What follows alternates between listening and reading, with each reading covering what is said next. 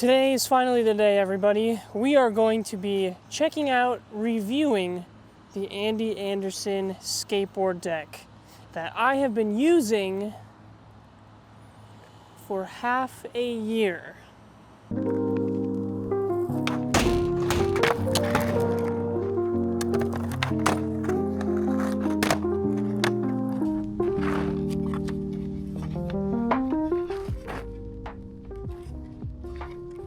Now, I think it's safe to say that before we can do anything with this skateboard, we gotta swap out the deck to the new one, because this one, well, clearly it has seen better days. If you know anything about the Andy Anderson skateboard decks, you would know that the tails are squared off. And well, yeah, it's that beat up. So we're gonna swap the decks out with the trucks and the wheels, and then we'll get to a little warm-up session. And I'm gonna talk to you guys about why this has now become my only skateboard that I use for skate parks, honestly for even cruising and for all of that, and why I think that even though it's a little pricey, I think it's worth your money.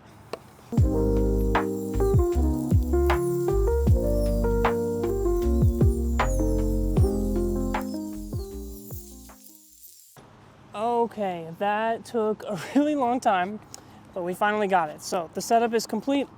I'm gonna go throw this old one in the car, take my jacket off, and we're gonna do a little warm-up session on the mini ramp, and then let's talk about the board.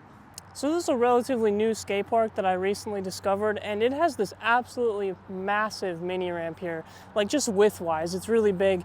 And it's not like a super short one either, although it's definitely not anything crazy, but it's been really fun to practice doing some tricks, because I'm used to just one side being sloped and the other being just like a straight edge. So having something like this nearby, super cool.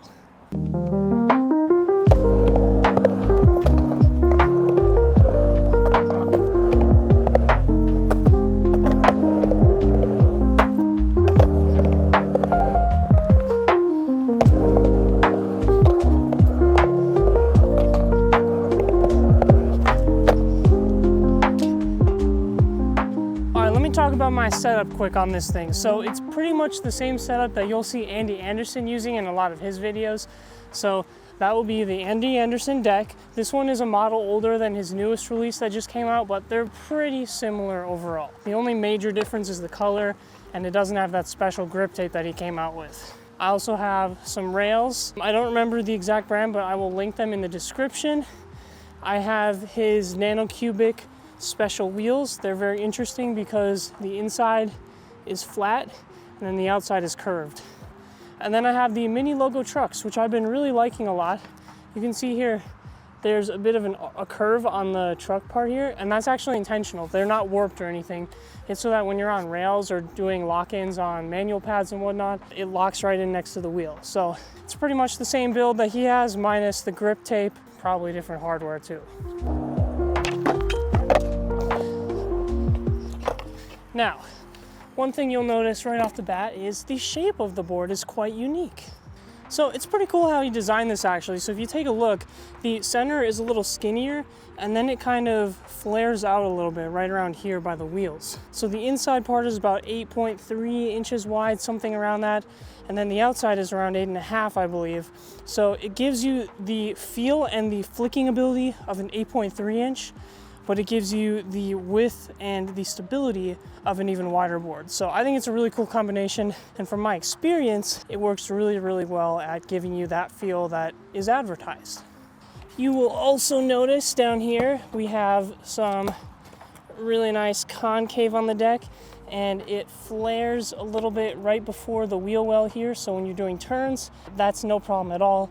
It's really nice, and you don't get a lot of wheel bite unless you're like me and you ride your trucks really loose. You'll get these little bits right here of the paint coming off. It doesn't really cause any slippage for me though, but if you are concerned about that, you can either ride smaller wheels or you can put a little bit of wax right here on the board, and it really shouldn't cause any wheel bite or anything like that.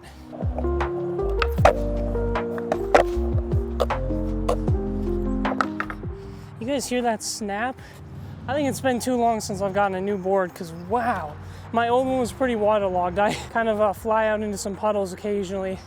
snap is nice on this thing. And it's not just nice because it's a new board.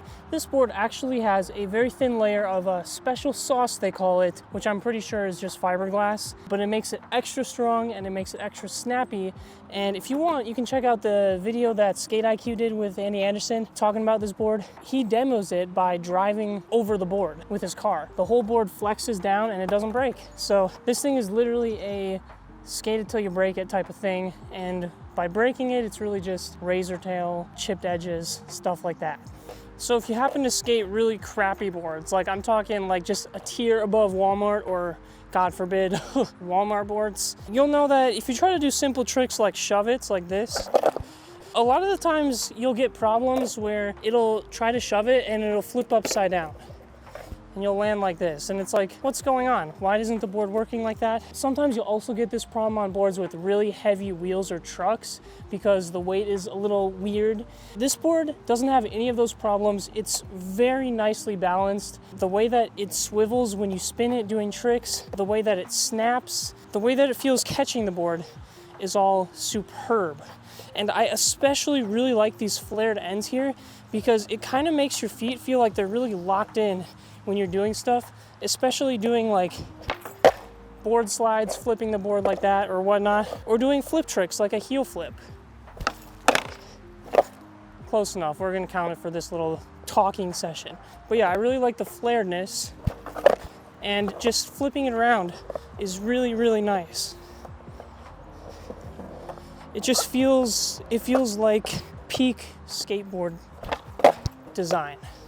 Now I could talk on and on about this deck, but you know, it's a skateboard deck, and what are we really here to see? We're here to see a few skateboard tricks. Now, if you're new to the channel, I'm no pro skater. I'm probably a little bit above beginner, advanced beginner, maybe reaching intermediate skills. So I'll do what I can, and then we'll talk a little bit more about the board and wrap up our thoughts.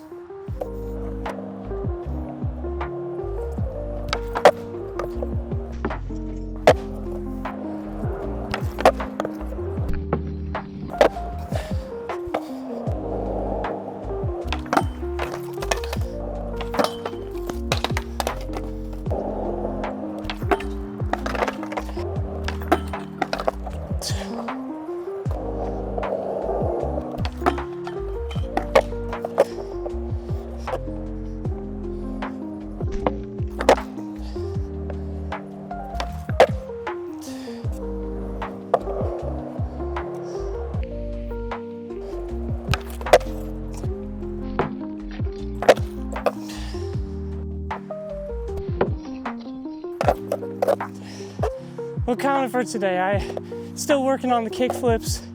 It's almost there though, don't worry. Next video, hopefully we'll have them down. My concluding thoughts on the Andy Anderson skateboard is that I really, really do like it. I think, you know, it is an expensive board, so it's not for the faint of heart.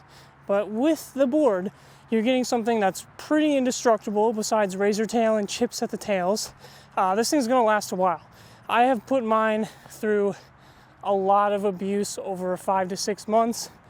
And yeah, it looks like crap, but it still skates. That thing has been dunked in puddle after puddle. And obviously it's not as snappy as a new deck, but it's still got a decent amount of snap to it. And it's not really too bad. It's definitely passable and usable. Just to show you that one again, here it is. So yeah, as you can see, the more you use the deck, the more the tail wears down. It's gonna start looking more like a normal skateboard and lose some of the flair.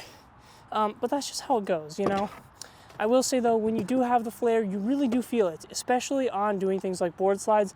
It kind of just like hugs your feet. It's very cozy feeling. I like it very much. And what I'm talking about is like this section right here, right where it kind of flares up. I really like it, I really do. I highly recommend, if you do get it, to get it with rails on the bottom. The rails have been awesome. It's kind of helped keep my board slides more consistent. Like, you know, you get the same kind of slide feeling no matter how much wax is on the rails. I like the way that it flips. I feel like doing heel flips and stuff when I flick my ankle outwards like that, it really makes a big difference on this board. I've tried to do them on regular boards and they're just a little bit tricky, but these ones, it feels like when you flick, like it almost like hooks the board in that little pocket and just allows a really satisfying flick. I like how the board is balanced. I feel like the weight is really well distributed. It doesn't feel too heavy, too light. The way that it spins when you do shove-its or other spin tricks is really nice. This thing is like the Cadillacs of skateboarding. And if you're a beginner, I do recommend the board if you have the money and the budget for it. I think it's really nice and it's really helped me progress a lot as a skateboarder. Don't believe me on that? Check out my videos from about 10, 11 months ago on skateboarding compared to now. Check it out. I think this one may not be available anymore, but his new one is, and they're pretty much the same. That's about all I got for this video. Skate on, wear your wrist guards, save your wrists.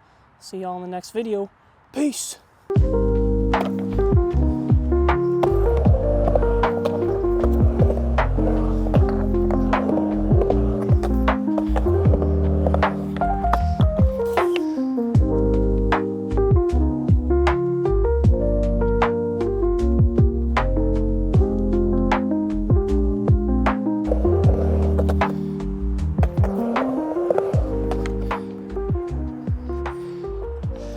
That was intentional.